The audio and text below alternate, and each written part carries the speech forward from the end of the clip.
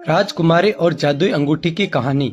बहुत समय पहले एक दूर देश में सुंदर और बुद्धिमान राजकुमारी अन्विता रहती थी। अन्विता केवल रूप में ही नहीं बल्कि हृदय से भी उदार और दयालु थी।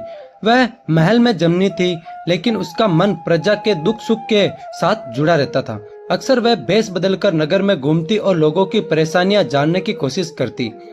राजा वीरेंद्र सिंह अन्विता के पिता वृद्ध हो चले थे और चाहते थे कि राजकुमारी शीघ्र किसी योग्य राजकुमार से विवाह कर ले।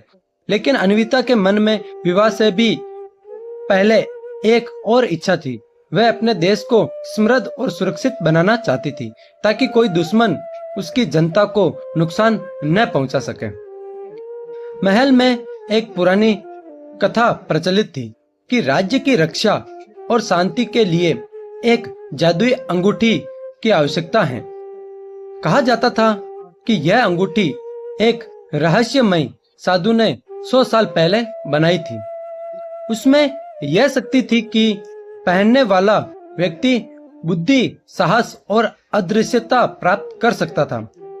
लेकिन अंगूठी सदियों से गायब थी और उसके ठिकाने के बारे में कोई नहीं जानता था। बस इतना कि गहरी वनों और खतरनाक परीक्षाओं को पार करने पर ही मिल सकती हैं। अन्विता को अब इस कथा के बारे में पता चला। उसने ठान लिया, जब तक मैं इस अंगूठी को खोज न लूं, चैन से नहीं बैठूंगी। एक रात चांदनी के उजाले में अन्विता ने अपने सबसे विश्वस्त मित्र, महल के पुस्तकालय में वृद्ध विद्वान राघव चाचा को बुलाया।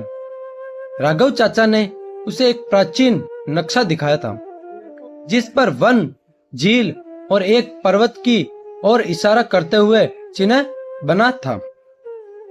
राजकुमारी राघव चाचा बोले, यह नक्शा अंगूठी तक जाने का मार्ग दिखाता है, लेकिन सावधान रहना, मार्ग में 3 कठिन परीक्षाएं होंगी। अगली सुबह अन्विता ने साधारण यात्री का भेष धरा और अकेले ही यात्रा शुरू कर दी। राज्य की सीमाओं से गुजरते हुए वह एक घने रहस्यमय जंगल में पहुंची, जिसे सत्य का वन कहा जाता था। यहाँ पेड़ बोल सकते थे और वे यात्री के दिल की सच्चाई को पढ़ लेते थे। जैसे ही अन्विता जंगल में आगे बढ़ी, पेड़ों ने फुसफुसाकर पूछा, तुम क्यों आई हो यहाँ, लोभ में या सेवा में? अन्विता ने बिना झिझके कहा, मैं अपने राज्य की रक्षा के लिए जादुई अंगूठी को ढूंढने निकली हूँ, ताकि किसी भी संकट में अपनी जनता का साथ दे सकूं। पेड़ों ने संतुष्ट होकर उसका मार्ग साफ कर दिया। यह पहली परीक्षा थी, सत्य बोलने का साहस, और उसने इसे पार कर लिया। जंगल के बाद एक चौड़ी नदी आई। उस पर एक प्राचीन पत्थरों का पुल था, लेकिन जैसे ही कोई उस पर चलता, पुल खुद को तोड़ने लगता।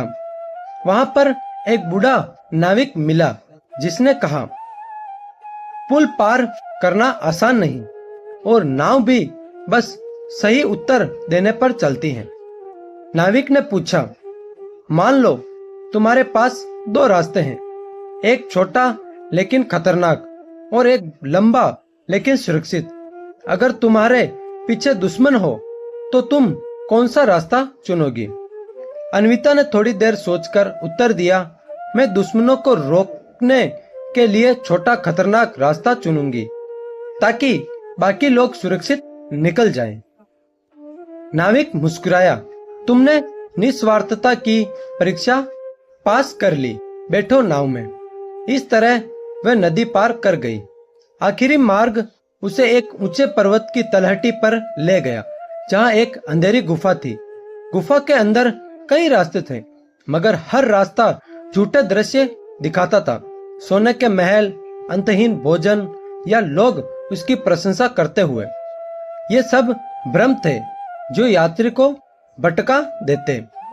अन्विता ने अपनी आंखें बंद करके मन में ठाना, मुझे केवल अंगूठी चाहिए, बाकी सब छलावा है। वह अपने सुनने की शक्ति पर भरोसा करते हुए आगे बढ़ी, जब तक कि सबसे भीतर से आती हल्की सी घंटियों की आवाज सुनाई नहीं दी। आखिरकार वह एक छोटे से कक्ष में पहुंची, जहां एक चांदी के थाल पर सुनहरी अंगूठी रखी थी। जैसे ही उसने अंगूठी को हाथ में लिया, एक प्रकाश फैला और सामने एक वृद्ध साधु प्रकट हुए। राजकुमारी अन्विता से साधु बोले, तुमने तीनों परीक्षाएं पार की हैं, सत्य, निस्वार्थता और एकाग्रता। यह अंगूठी अब तुम्हारी है। इसका उपयोग केवल भलाई के लिए करना, वरना इसकी शक्ति खो जाएगी। अन्विता ने प्रण लिया कि वह इस शक्ति का प्रयोग केवल अपने राज्य की रक्षा और प्रजा के सुख के लिए करेगी। जब अन्विता महल लौटी तो उसने अंगूठी के बल पर अदृश्य होकर दुश्मन जासूसों की योजनाएं जान ली, सेना को सही समय पर सतर्क किया और जनता की मुश्किलों को जल्दी सुलझाने लगी। राजा को अपनी बेटी पर गर्व हुआ और उन्होंने घोषणा कर दी कि अन्विता ही अगली शासक होगी। राज्य में शांति और समृद्धि फैल गई। लोग कहते थे, हमारी रानी केवल सुंदर नहीं है, बल्कि न्यायप्रिय और बुद्धिमान भी है, और शायद कहीं उसकी मदद उस चमकती अंगूठी से भी मिलती है। सीख, ये कहानी हमें सिखाती है कि सच्चाई, निस्वार्थता और एकाग्रता से हम किसी भी बड़ी कठिनाई को पार कर सकते हैं।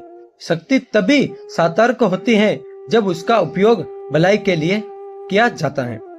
तो फ्रेंड्स, अगर वीडियो अच्छा लगा हो तो लाइक, कमेंट, शेयर करके इस चैनल को सब्सक्राइब कर देना और बेल आइकन को भी प्रेस कर देना, ताकि हमारे द्वारा जो भी नए वीडियो का नोटिफिकेशन हो वो आप तक मिल सके। जय हिंद, जय भारत।